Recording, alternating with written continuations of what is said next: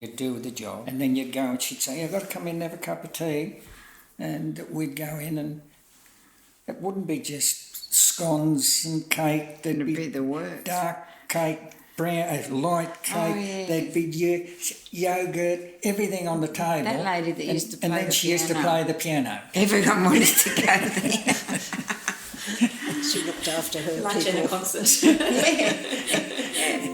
Welcome to Chorus Voices, the podcast brought to you by Chorus, a fresh approach to community service. Settle in, listen in, and enjoy the voices who bring you reflections, musings, and stories from our community.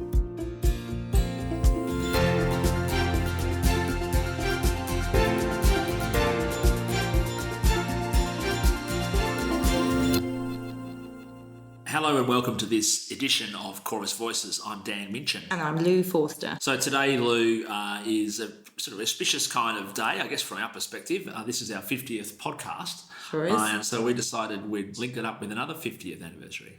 50 years in the community since the many parts that came together to form Chorus. The first one started in 1970. Yeah, our longest sort of ancestor traced our lineage back to 1970 when Volunteer Task Force was founded by John and Sandra Penrose.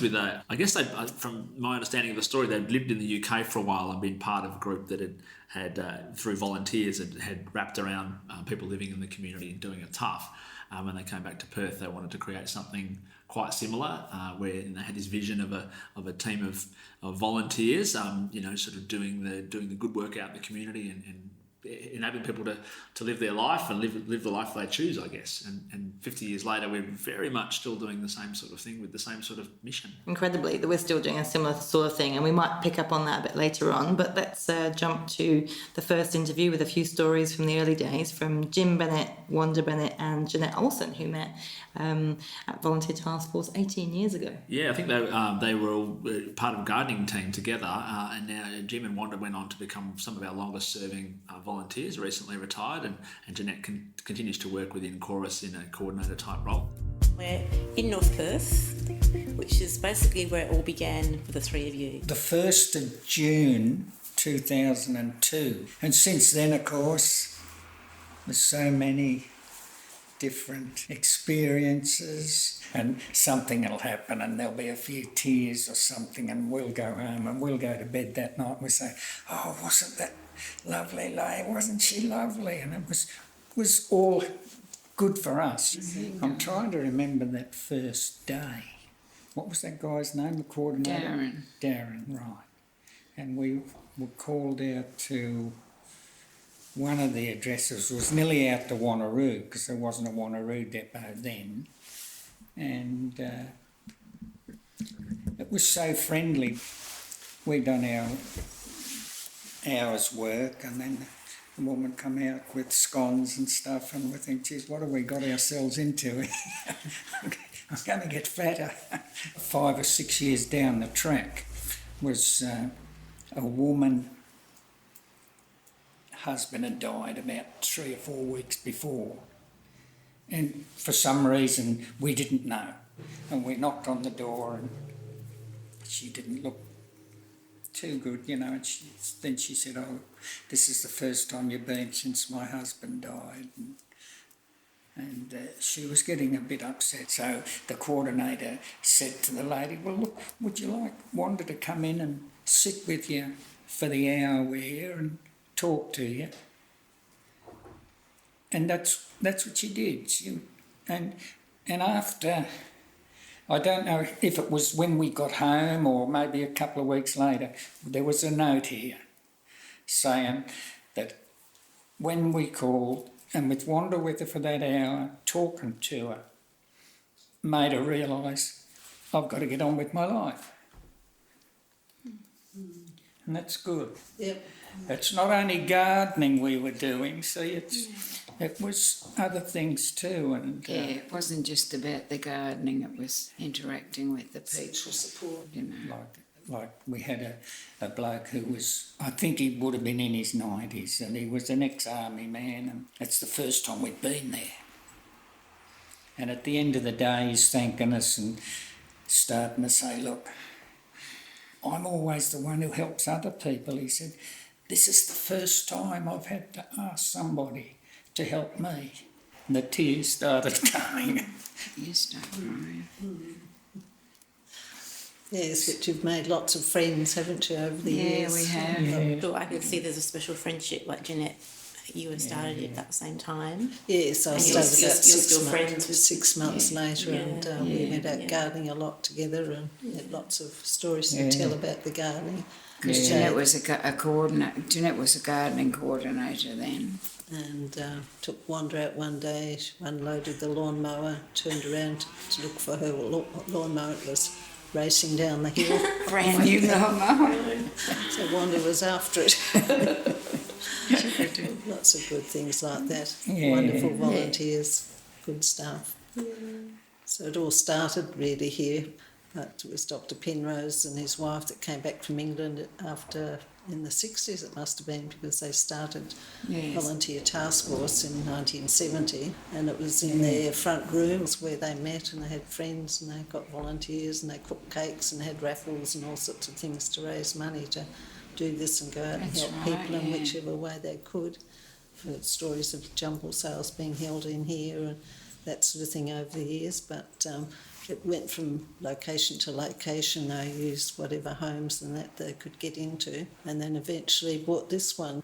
Krista Riegler was the the director, manager when we came, and there were very few staff really, 4 garden coordinators and 1 home maintenance man, and that was it. And we used to travel from North Perth up to Wanneroo, Yanchep and that sort of thing. And so Yeah. that's how they Down ended to up. Fremantle. Yeah, this is how that Wanneroo was set up then, because it was so much travelling between here and there every day. So they set up the Wanneroo office, and then we started doing more south of the river, which we hadn't done before. And Andy started up that Belmont, the small Belmont one out there, Yeah. onto Safety Bay. Carlisle and Carlisle, then Safety Bay. So we knew everyone. You know, these big bulky, those 2 brothers. Oh, yes, I know who you mean. And they used to get in the ute and they were like sumo wrestlers. It was like that ad, where you got them all and Had to squish up everyone's like sweating and... Good thing you're all little. But it's good fun. Did lots of interesting gardens. You've got Yeah. those that are neat as a pin and others that are like jungles you go into. I sent Wanda into a backyard one day and you could hardly see Wanda's head once she'd gone into the weeds with the lawnmower. But we came out alive. But they were good, weren't they? So Task Force was based, a lot of emphasis on the volunteers, of course, because that's how they saw it in was. England, how it was run. So they brought that idea back here. And so we did a lot for the volunteers, we had the breakfasts in the shed that was, I don't know if you were around for that, Judith. Definitely. Oh, Yeah. The Christmas in July. Christmas in Yeah, all July. of those sort of Christmas things. things, Yeah, out in yeah. the shed. And Lots. we kind of cleared out all the benches where all the tools were and Yeah, Yeah, put, yeah. put the food out. people thought we were Yeah. going to have a wedding reception, and we used to have politicians and the local mayors and all these Yeah. people coming, which Yeah. was lovely, and they got to know what we were doing. But some of the things, because, well, the whole 3 of us have been coming for 18 years, it then was so different. You only had 1 depot. You had, 7 or 8 staff? Not even that. After we'd finished work, we wouldn't rush off. There'd be 2 or 3 gangs go out, wouldn't there? We'd come back and either Liz or Jeanette would have a cup of tea or coffee made for us once we got back. The coordinators were so good to the volunteers. Even coordinators now who are not here, I'd just like to be able to say how I needed to thank them for what they did for not just Wanda and me, but the other volunteers as well. And it was so great to get to know them, the staff. That a coordinator might leave, and we'd get a new coordinator, and within about 2 times you'd go out with them, you think, oh, I've known this person for years. It was so good. We went gardening to one chap's place. He was on his own, about 90, I think, and said, would you like a cup of tea? We were really rushing to get to the next place, but we said, I'm okay, better. But the poor fellow had set up this beautiful all- table yeah, with so, silverware and made morning tea and everything. Thank goodness we did stay. He just to have asked that us, chat. there was 5 of us, wasn't there? And he said, do you want a cup of tea? And as you said, we were in a bit of a rush. And 3 said yes and 2 said no. So What if it would have been the other way around? We didn't know. was not only the gardening, was spending that time with those people. I think It's really they're important, isn't it? with More important than the gardening, really. with in respect. COVID at the moment, you know, I kept thinking, you know, how everyone was so uptight about being isolated and all the things that were going and how depressed they were. I thought, this is our customers' life. They don't need Yes. COVID around. That's happening to them all the time. So, Yeah, that's right. You'd do the job. And then you'd go and she'd say, I've got to come in and have a cup of tea. And we'd go in and it wouldn't be just scones and cake. There'd It'd be the work. dark cake, brown, light cake. yeah. There'd be yogurt, everything on the table. That lady that used to play And then the she used to piano. play the piano. Everyone wanted to go there. she looked after her Lunch and a people. concert. It's getting what they want done because they've always had, say, a nice garden. Their husband's died or whoever, and they can't do it. So to have it done even every couple of months makes a lot of difference, especially to when them. they tell Yeah. you, this is the best my garden's looked since my husband's died. Yeah. That'd be good. And one very peculiar instance we had, we pulled up to a place and there was about 3 or 4 cars out the front. Oh, yeah, that So was we went in and the woman, she came out and she said, my husband died overnight. And we said, sorry, look, we'll rebook you for some other time. She said, no. She said, one of the last things my husband said was he had a big avocado, wasn't a mango, a big avocado tree, and it was about 5 metres high. He wanted that cut down to 2/3 the height.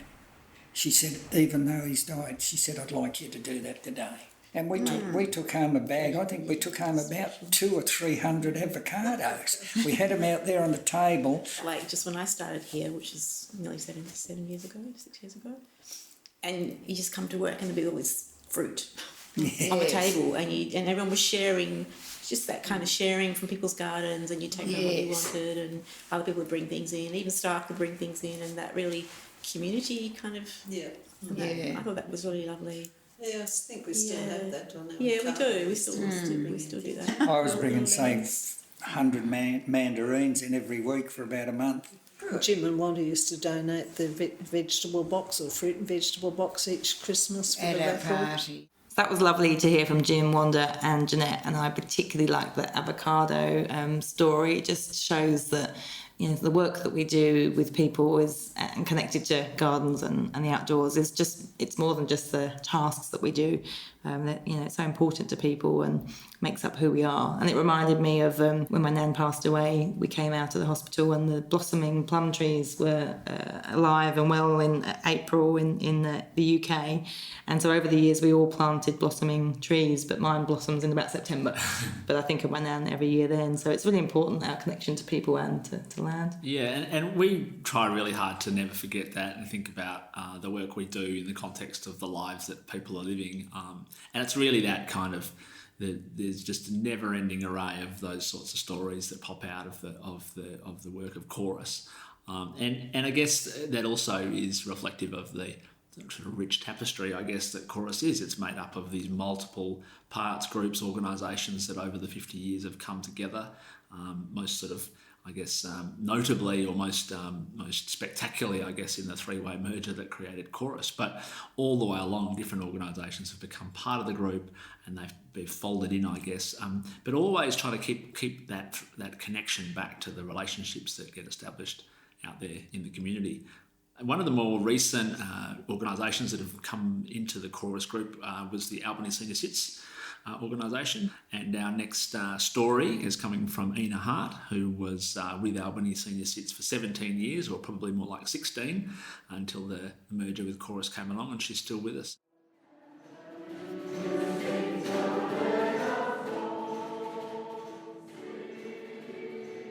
actually started cooking first.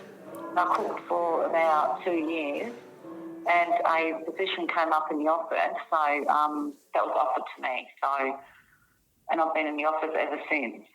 Oh, it was really hectic because I had to learn how to cook bulk amounts of food, and I'd never done that before. And somebody had said to me, "Oh, come on, Ina, your mum and dad had 16 children. You should know how to cook for lots of people." So I took it on, and yeah, it just went from there.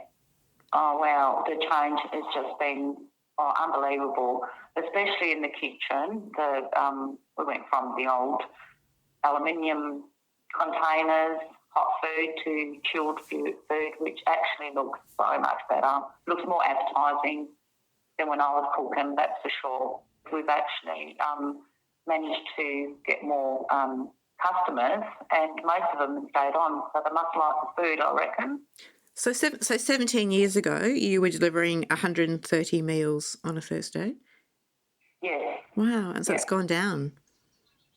You look at the generations, the older generation, like toward now, a lot of, I reckon a lot of the mums and dads get their daughters and sons to do a lot of the cooking for them nowadays.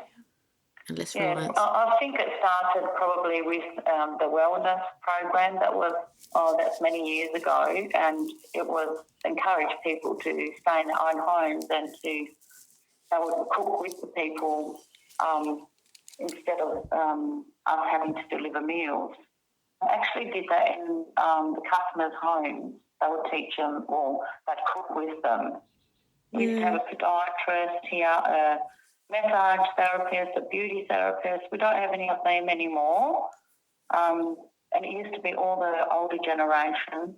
And now we've got a lot of all different ages just buzzing through the centre doing activities and exercise classes and meditation. There's so much going on here. It's just alive.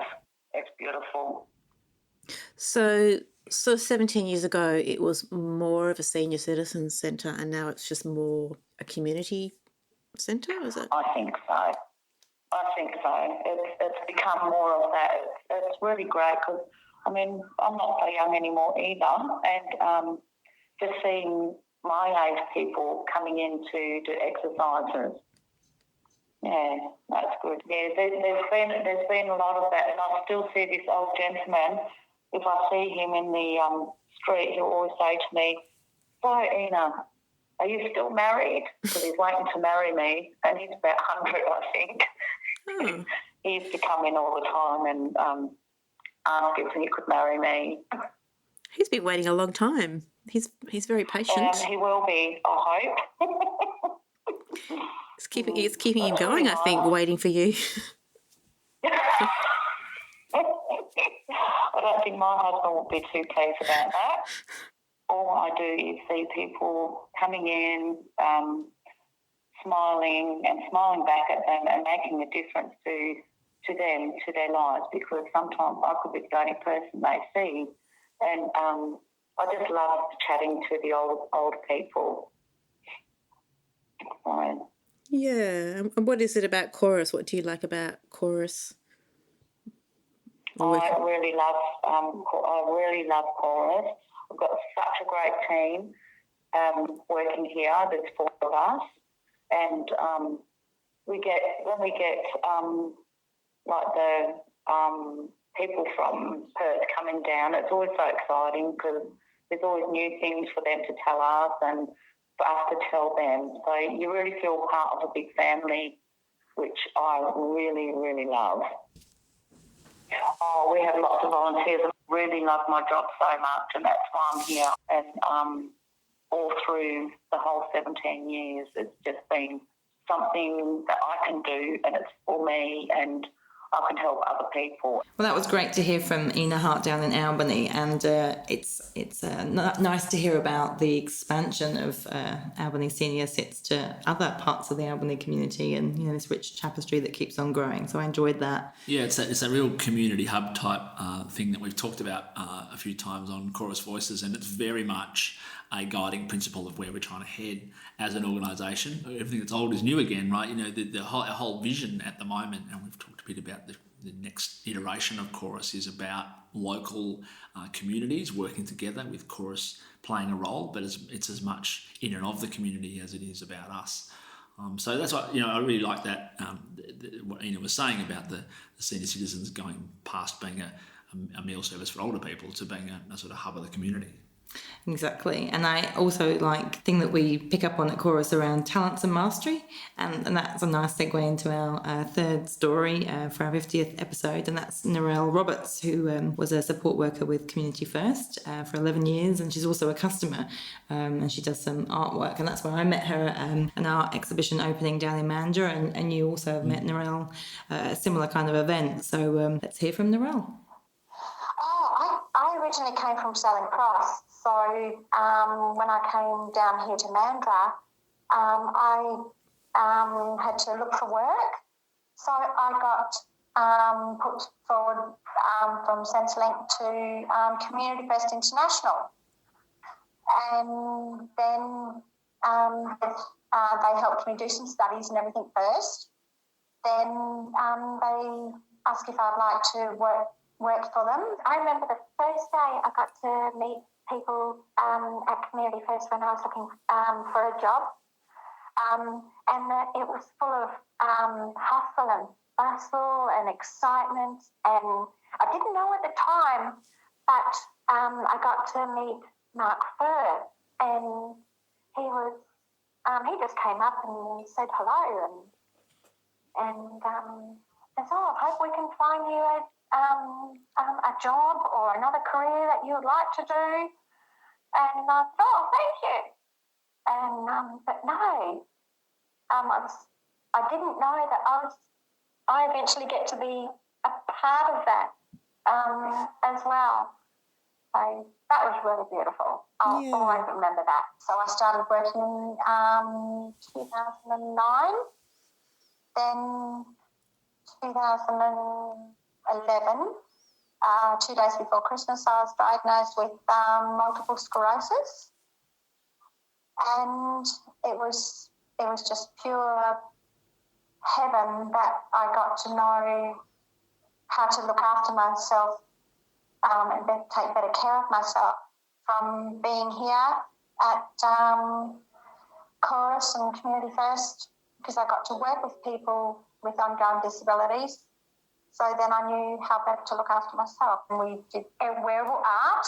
I got to go with some of the staff, and I was there as a client. They thought the gown was very beautiful. It got to go on stage. Oh, also Chorus helps me in my garden. And they come and mow my lawns. I have a veggie patch now. And so I've gotten so many wonderful ideas and help and support from everyone. Yeah, and have you made any special friendships in your time over the last 12 years? Yes, I had when I was started at Community First International clients. I still to this day is Hayley and Brian. Martin approached me and said hello, and they just made me feel really welcome, and they still do to this day. They're beautiful people. I think it was a couple of years of time. We actually got to meet all the people from Albany, from Bunbury, Perth.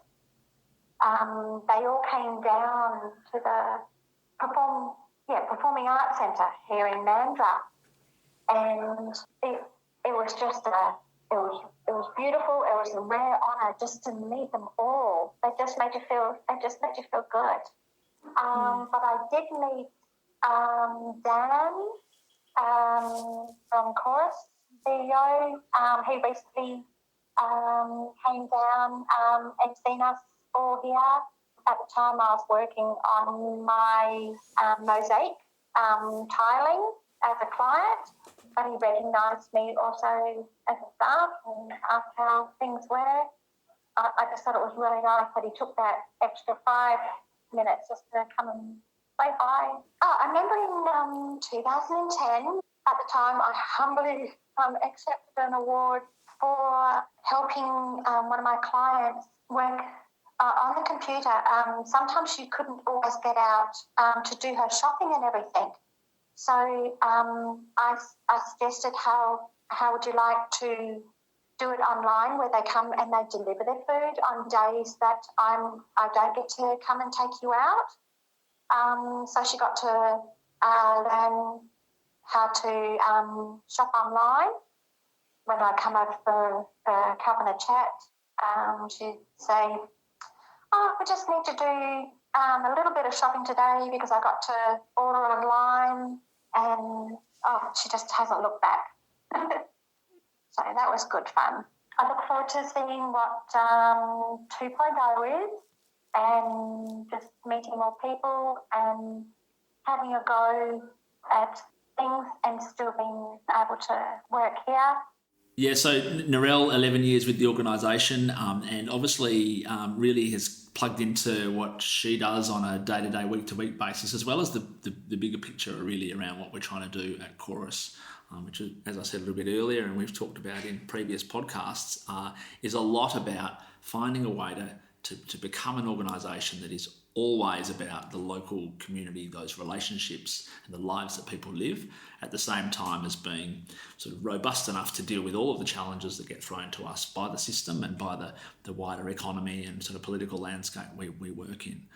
So yeah, it's really great to hear that all kind of captured in Narelle's story. It was, and I think, like you said, the bigger vision is captured in Chorus Voices, over these last 50 episodes, but so too are the everyday stories of people's everyday lives, and I think we've captured both in this episode. So hopefully people have enjoyed the 50th Chorus Voices episode and their connection to 50 years with us. And if they did enjoy it, there's 49 episodes to go back and work their way through. And that's been the 50th episode of Chorus Voices. Thanks for listening to Chorus Voices, the podcast brought to you by Chorus. If you like our show and wanted to know more, check out our website at chorus.org.au. And please leave a review. We'd love to hear your feedback, and it helps others find us and enjoy the podcast as well. Join us next time for more inspiring stories and news from our community. Chorus, a fresh approach to community service.